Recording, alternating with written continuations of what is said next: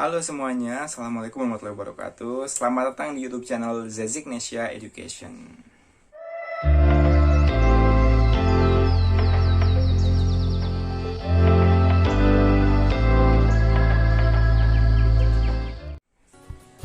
Oke, di video kali ini kita akan membahas tentang wawancara LPDP.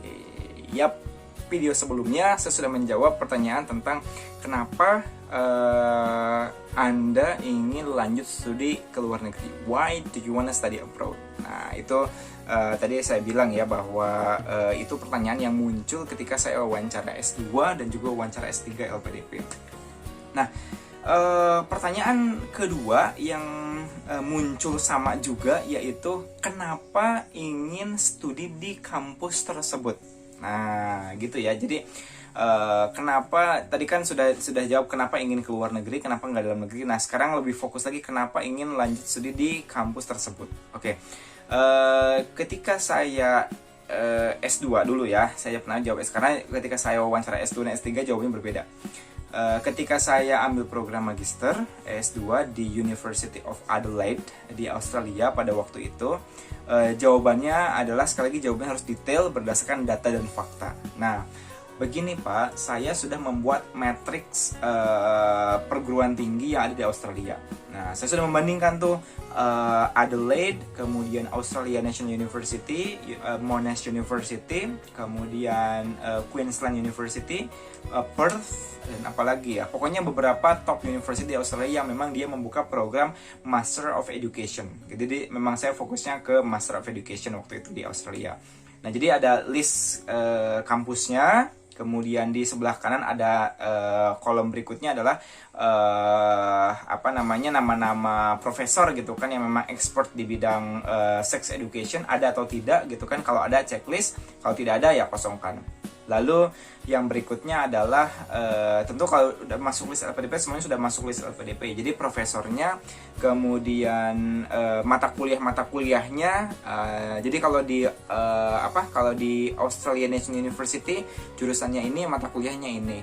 Kalau di Adelaide jurusan ini, mata kuliahnya ini. Jadi kita benar-benar sudah detail gitu ya, sudah tahu mata kuliahnya apa saja.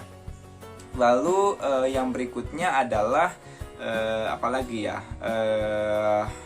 dosen pembimbing, kemudian jurusan, dan juga mata kuliah. Oh ya, 2 tahun atau 1 tahun. Jadi karena ada di, kalau nggak salah Melbourne, kemudian Sydney itu kalau nggak salah cuma 1 tahun. Nah, saya pengennya yang 2 tahun pada waktu itu. Nah, udah. Jadi saya juga tunjukkan tuh pada saat wawancara ini, Pak, alasan saya kenapa pada akhirnya saya memutuskan untuk lanjut studi di University of Adelaide, seperti itu. Jadi ini ada matriksnya, karena riset saya itu fokus kepada kurikulum.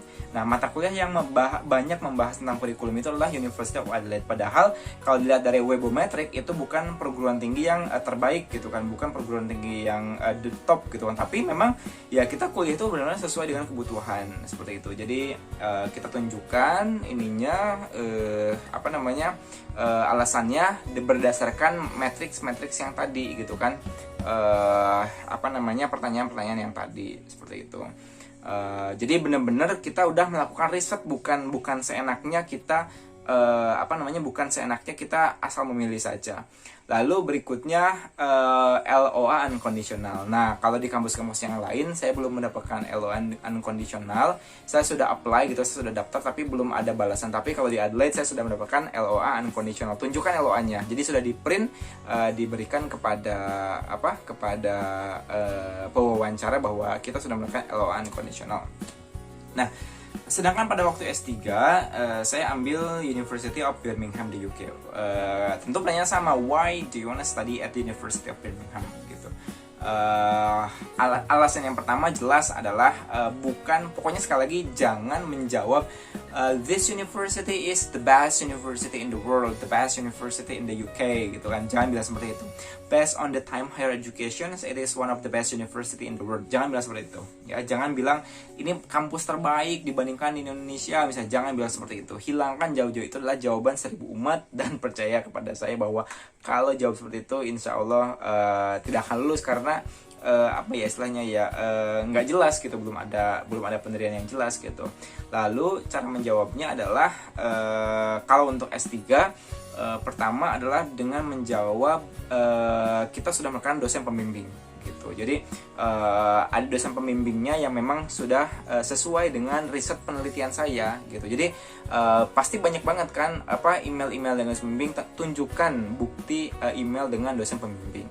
Lalu yang kedua, kampus tersebut ada jurusan citizenship education gitu. Jadi karena kebetulan S1 S2 saya itu adalah tentang global citizenship education, S1 saya PPKN, dan tentunya S3 saya juga harus linear. Dan saya lihat kan bahwa supervisor itu benar-benar memiliki keahlian di bidang tersebut. Lalu yang ketiga adalah riset. Topik riset saya adalah tentang global citizenship education in school. Dan saya juga perlihatkan bukti-bukti dari penelitian-penelitian atau publikasi-publikasi yang dimiliki oleh calon dosen pembimbing pertama, supervisor 1 sama co-supervisor. Itu memang dia fokus kepada citizenship education gitu. Lalu apakah ada alternatif lain? Ada, tetapi memang bidang kajiannya berbeda gitu. Jadi memang sekali lagi jawaban seperti itu, kenapa kita lanjut di luar negeri, kenapa harus di itu jawabannya harus sangat spesifik gitu ya. Jadi jangan jangan menjawab dengan hal yang tidak jelas, masih ngawang-ngawang, apalagi jawaban sejuta umat seperti itu. Oke, sampai di sini dulu. Thank you very much. Jangan lupa like, comment, share, dan subscribe supaya saya lebih semangat lagi untuk membuat konten ini. Oh ya, kalau teman-teman ada request khusus pertanyaan tentang wawancara LPDP, boleh silahkan komen di bawah. Pertanyaannya apa? Nanti saya coba buatkan jawabannya. Saya buatkan di video berikutnya. Oke, thank you.